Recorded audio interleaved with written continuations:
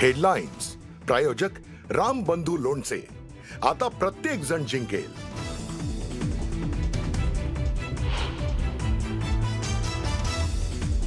शरद पवार आणि अजित पवारांमध्ये झालेल्या 17 जानेवारीच्या बैठकीचा व्हिडिओ समोर. राष्ट्रवादीच्या विलिनीकरणासंदर्भात बैठक झाल्याची माहिती. बैठकीचा व्हिडिओ न्यूज 18 मराठीच्या हाती.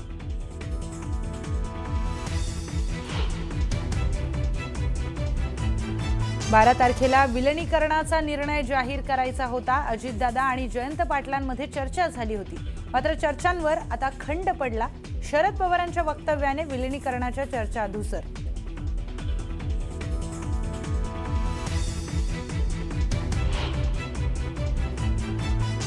दादांची इच्छा होती ती खुली हवी ही आमची इच्छा. दादांची इच्छा होती ती खुली हवी ही आमची इच्छा. दोन्ही राष्ट्रवादी एकत्र याव्यात ही दादांची इच्छा होती, ती आमचीही इच्छा. राष्ट्रवादीच्या विलिनीकरणावर शरद पवारांचं मोठं विधान.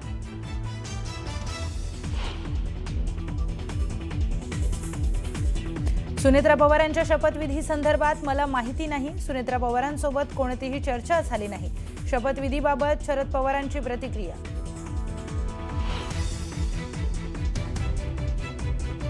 सुनेत्रा पवारांच्या शपथविधीला न जाता खासदार सुप्रिया सुळे आजच दिल्लीमध्ये दाखल होणार. संसदेच्या अर्थसंकल्पीय अधिवेशनासाठी सुप्रिया सुळे दिल्ली दौऱ्यावर. राष्ट्रवादीने काय करावं हे त्यांनी ठरवलं, त्यावर बोलणार नाही. सुनेत्रा पवारांबाबत तटकरे, प्रफुल्ल पटेल आणि त्यांच्या पक्षाचा अंतर्गत विषय. राष्ट्रवादीतील घडामोडींवर शरद पवारांचं मोठं विधान.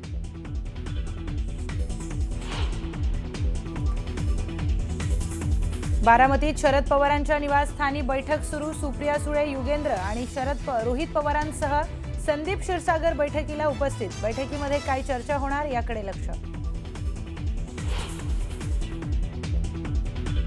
आज संध्याकाळी 5 वाजता सुनेत्रा पवार उपमुख्यमंत्रीपदाची शपथ घेणार. महाराष्ट्राला मिळणार पहिल्या महिला उपमुख्यमंत्री.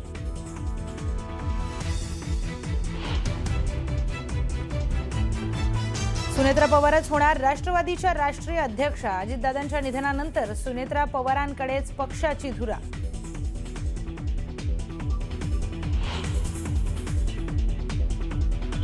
अजित पवार कर्तृत्ववान हे नेते होते. कर्तृत्ववान नेते सोडून जाणं हा महाराष्ट्रावर सर्वात मोठा आघात. शरद पवारांची प्रतिक्रिया.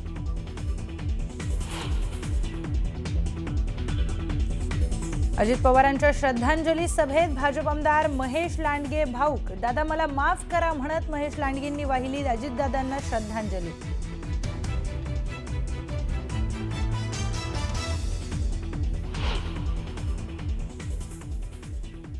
नमस्कार, मी प्रियंका लाठी. आपण पाहताय न्यूज 18 मराठी, आवाज महाराष्ट्राचा.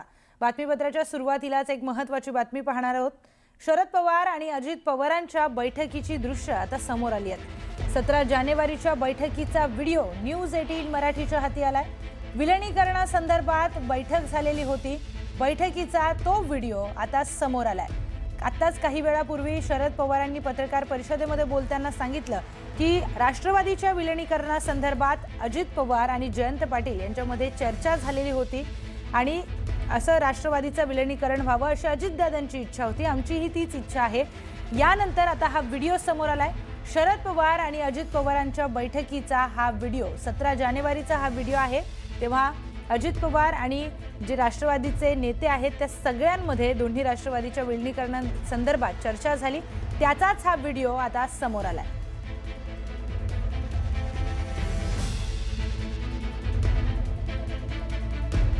तर 17 जानेवारीला एक बैठक झालेली होती. त्या बैठकीमध्ये अजित पवार, शरद पवार आणि राष्ट्रवादीचे इतरही नेते होते.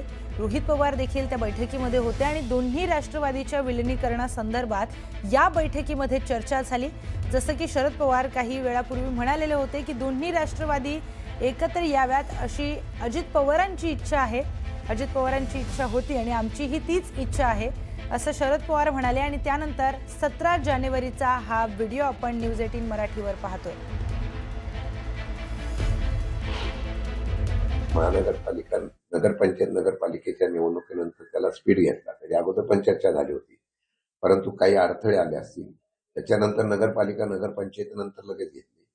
त्याच्यानंतर लगेच जिल्हा परिषद पंचायत समिती लागली नसती, विलिनीकरण अगोदरच झालं असतं. पण जिल्हा परिषद पंचायत समिती लागली, आचारसंहिता लागली आणि दोन्ही पक्षाच्या बैठका घ्यायच्या म्हटलं वेळ मिळाला नाही, म्हणून 12 तारखेच्या बैठकीला हा निर्णय झाला की दोन्ही पक्षांनी एकत्र येऊन निवडणूक लढवायची आणि 12 तारखेनंतर लगेच निकाल लागला की आपण पक्ष विलिनीकरणाचा निर्णय घ्यायचा. त्याला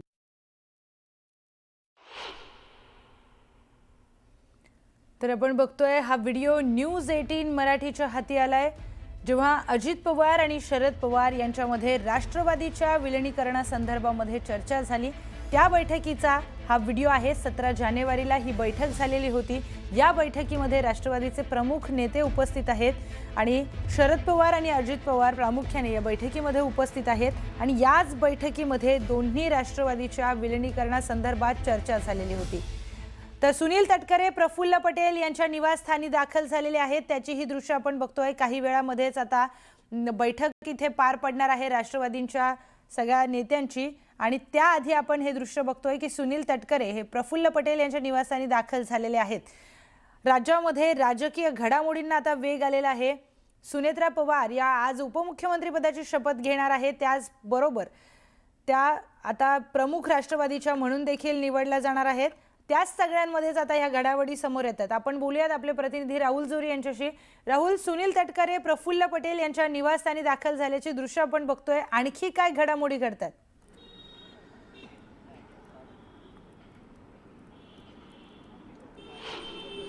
अगदी प्रियंका, खरं तर ज्या पद्धतीनं अजित पवार यांच्या आकस्मिक निधनानंतर राष्ट्रवादीच्या एकत्रीकरणासंदर्भात खास करून सुनेत्रा पवार यांच्या पदभार स्वीकारण्यासंदर्भात ज्या बातम्या येत होत्या, न्यूज 18 लोकमतनं सर्वात प्रथम ज्या ठिकाणी अजित पवार यांच्याकडे अंतिम संस्कार एका बाजूला पार पडत होते त्याच ठिकाणाहून आपण सांगितलं होतं की राष्ट्रवादीच्या एकत्रीकरणामध्ये सर्वात मोठे अडथळे ठरतील ते अर्थातच राष्ट्रवादीचा अजित पवार गट आणि त्यामधूनच खास करून सुनील तटकरे आणि प्रफुल्ल पटेल. एकंदरीत बघितलं तर तसंच काहीसं जवळपास सगळं तसंच घडताना दिसतंय. कारण ज्या पद्धतीनं शरद पवार यांनी आजच्या पत्रकार परिषदेमध्ये स्पष्टपणे सांगितलं की पवार कुटुंबियांना, खास करून मला स्वतःला किंवा सुप्रियाला आणि शरद पवार गटाला याबद्दल काही माहिती नाहीये. तो पक्ष वेगळा आहे आणि त्या पक्षानं तो निर्णय घेतलाय, मात्र कुटुंबियांना याबद्दल काही माहिती नाहीये. आत्ता काही वेळापूर्वीच सुनील तटकरे आणि प्रफुल्ल पटेल हे दोघं एकत्रितरित्या प्रफुल्ल पटेल यांच्या सीजे हाऊस या निवासस्थानी एकत्र आलेले आहेत. एकंदरीत जर बघितलं तर राष्ट्रवादी एकत्रीकरण झालं तर मग शरद पवार गटातील महत्वाचे नेते, मग ते जयंत पाटील असतील, यासोबतच जे इतर महत्वाचे नेते आणि जितेंद्र आव्हाडांपासून सगळेच म्हणजे जे पहिल्या फळीतले त्यांचे नेते आहेत त्यांचं नेमकं काय करायचं. अगदी सुरुवातीपासून जर बघितलं असेल तर राष्ट्रवादी एकत्रीकरणाच्या बाबतीत अजित पवार गेल्यानंतर सर्वात प्रथम जयंत पाटलांपासून ते मग सगळेच राजेश टोपे असतील, ह्या सगळ्या लोकांनी, शशिकांत शिंदेपासून शरद पवार गटाच्या सगळ्याच लोकांनी जाहीरपणे बोलायला सुरुवात केलं होतं. या सगळ्या बाबतीत राष्ट्रवादीचा अजित पवार गट मात्र 2 पावलं मागं होता. मात्र आता जे समोर येते स्पष्टपणे की सगळ्यात मोठे अडथळे जे ठरण्याची शक्यता होती तेच तसंच काहीसं घडताना दिसते आणि पडद्यामागं स्पष्टपणे कुठलाही विरोध न करता पडद्यामागं सर्व सूत्र सुनेत्रा पवार यांच्या हाती कशी राहतील, सर्व सूत्र आपल्याच बाजूनं म्हणजे सुनेत्रा पवार म्हणजेच शरद पवार गटाऐवजी अजित पवार गटाच्या नेत्यांकडे कसे राहतील. कारण प्रियंका, एक गोष्ट लक्षात घेतली पाहिजे, जर एकत्रीकरण झालं तर त्या तिथल्या मोठ्या नेत्यांचं, पहिल्या फळीतल्या नेत्यांचं नेमकं करायचं काय. आता अजित पवार गटामध्ये सगळे मंत्रिमंडळ पूर्ण आहे, फक्त एक जागा रिकामी होती, ती पण काही दिवसांपूर्वी माणिकराव कोकाटे यांचा राजीनामा झाल्यानंतर झालेली.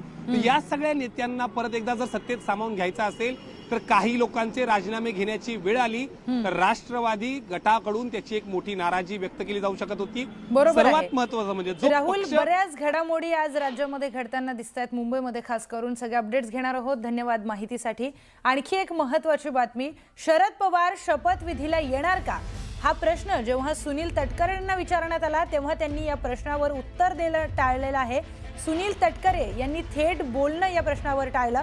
आपण आत्ताच बघतोय की सुनील तटकरे हे प्रफुल्ल पटेल यांच्या निवासस्थानी दाखल झाले आणि तेव्हाच माध्यमांकडून त्यांना हा प्रश्न विचारण्यात आला की शरद पवार शपथविधीला येणार का. आज सुनेत्रा पवार यांचा उपमुख्यमंत्रीपदाचा शपथविधी पार पडणार आहे आणि त्या शपथविधीला शरद पवारांना बोलवण्यात आलेलं आहे का आणि शरद पवार या शपथविधीला येणार आहेत का हा प्रश्न सुनील तटकरेंना जेव्हा विचारण्यात आला त्या प्रश्नावर सुनील तटकरे यांनी थेट बोलणं हे टाळलेलं आहे.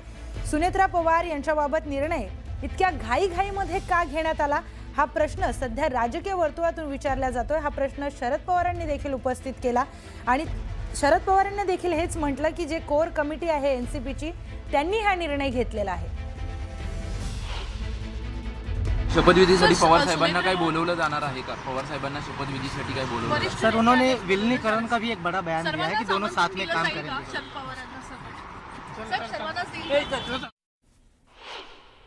शपथविधीसाठी पवार साहेबांना काय बोलवलं जाणार आहे का? पवार साहेबांना शपथविधीसाठी काय बोलवलं? सर उन्होंने विलीनीकरण का भी एक बड़ा बयान दिया है कि दोनों साथ में काम करेंगे।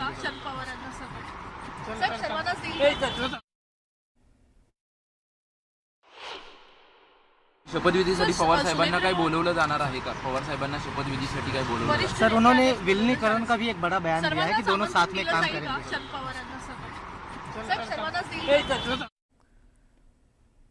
पुढची महत्त्वाची बातमी, दोन्ही राष्ट्रवादीच्या विलिनीकरणाचा निर्णय 12 तारखेला जाहीर करायचा होता असा मोठा गौप्यस्फोट शरद पवारांनी केलाय।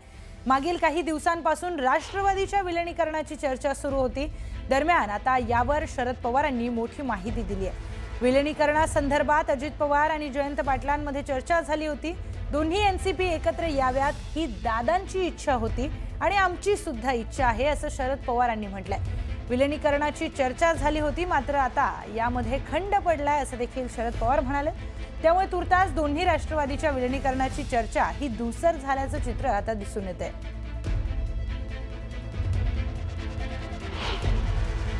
मला एवढं माहिती आहे की आमच्या पक्षात आणि अजितदादांच्या पक्षात एकत्र काम करण्याची प्रक्रिया सुरू करावी याच्यात एकच होता।